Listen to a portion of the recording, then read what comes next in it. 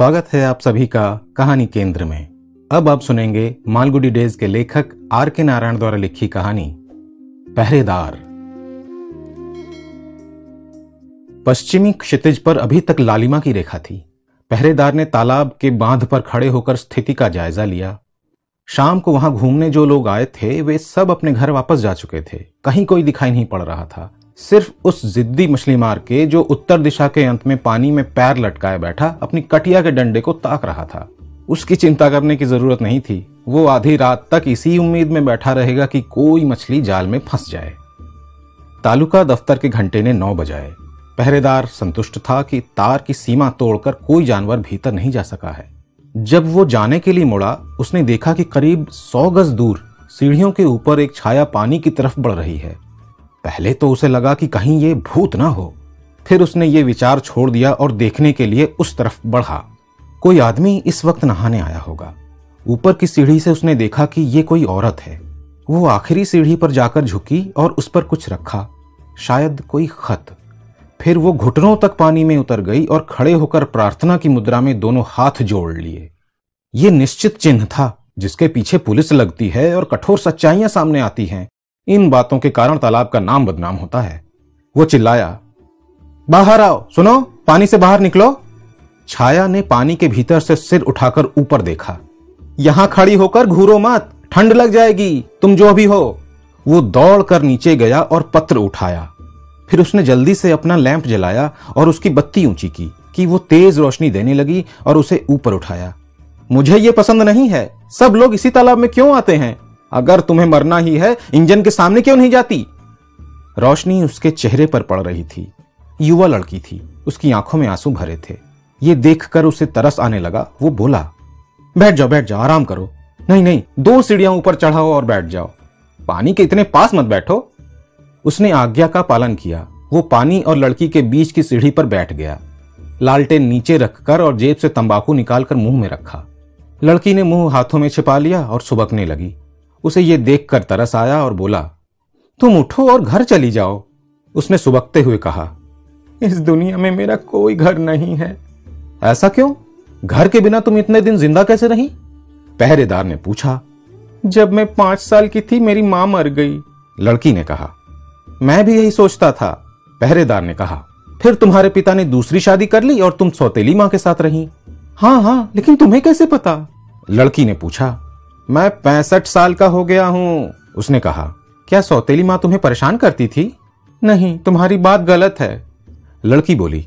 वो मेरे साथ बहुत अच्छा व्यवहार करती हैं। कुछ साल पहले पिताजी के गुजर जाने के बाद से वो मेरी बहुत सहायता करती हैं।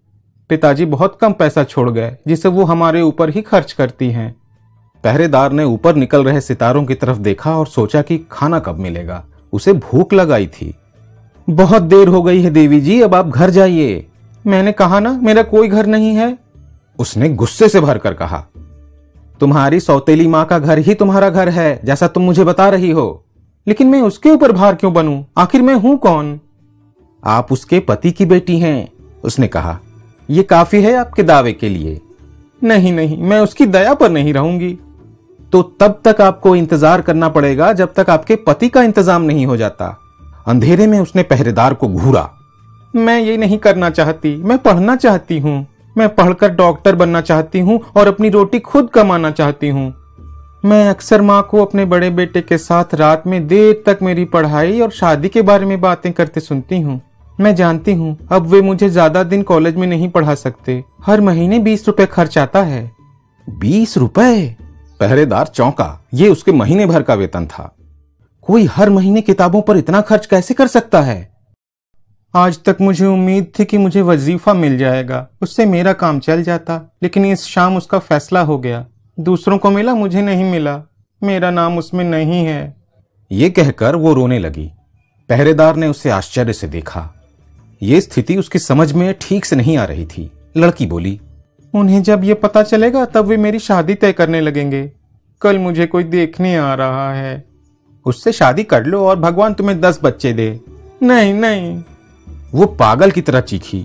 मैं शादी नहीं करना चाहती, पढ़ना चाहती हूँ। रात्रि की शांति में उसका रोना सुबकना कांटों की तरह चुभ रहा था।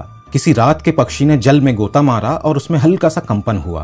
उसका दुख देखकर पहरेदार को अपने जीवन के कठिन दिन याद आने लगे कि किस तरह जब वो छोटा था बस्ती में हैजा फैला और उसके माता पिता भाई तीनों एक साथ चल बसे। अकेला वही परिवार में शेष रह गया।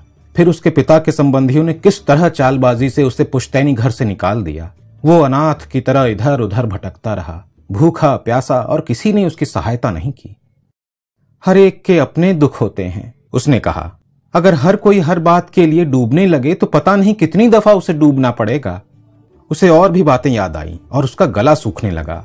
तुम अभी छोटी हो और दुख क्या होता है जानती नहीं हो।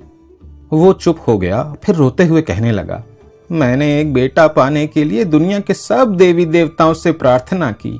मेरी बीवी के 8 बच्चे हुए, जिनमें से सिर्फ एक लड़की जिंदा है और कोई भी 10 साल से ज्यादा नहीं जिया। लड़की आश्चर्य से उसे देख रही थी। तालुका दफ्तर का घंटा फिर बजा। देर हो रही है, तुम उठो और घर लौट जाओ, वो बोला। मेरा कोई घर नहीं, जवाब आया। अब उसे चिढ़ पैदा हुई। तुम तिल का ताड़ बना रही हो, इतनी जिद अच्छी नहीं। तुम्हें मेरी समस्या पता नहीं है, उसने कहा। पहरेदार ने लालटेन उठाई और खड़ा हो गया। चिट्ठी जहां पड़ी थी वहीं रख दी।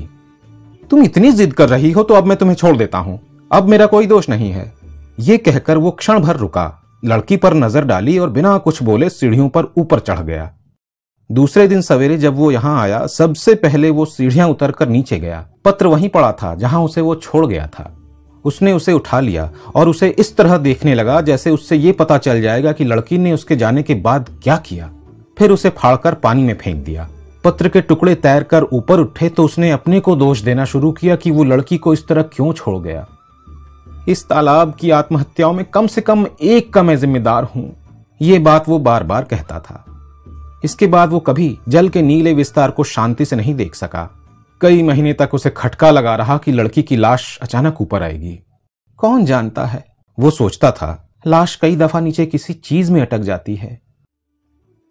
कई साल बाद एक शाम जब वो बांध पर खड़ा था और जांच पड़ताल करके घर जाने की सोच रहा था, उसने देखा कि नीचे सड़क पर एक कार आकर रुक गई है। उसमें से एक पुरुष, एक स्त्री और 3 बच्चे उतरे और बांध की तरफ बढ़े। पहरेदार स्त्री को देखकर एकदम चौंक गया। उसका चेहरा जाना पहचाना लग रहा था। यद्यपि उसकी उम्र काफी थी, वस्त्र और गहने भी कई थे, लेकिन उसे लगा कि वो उसे पहचान रहा है।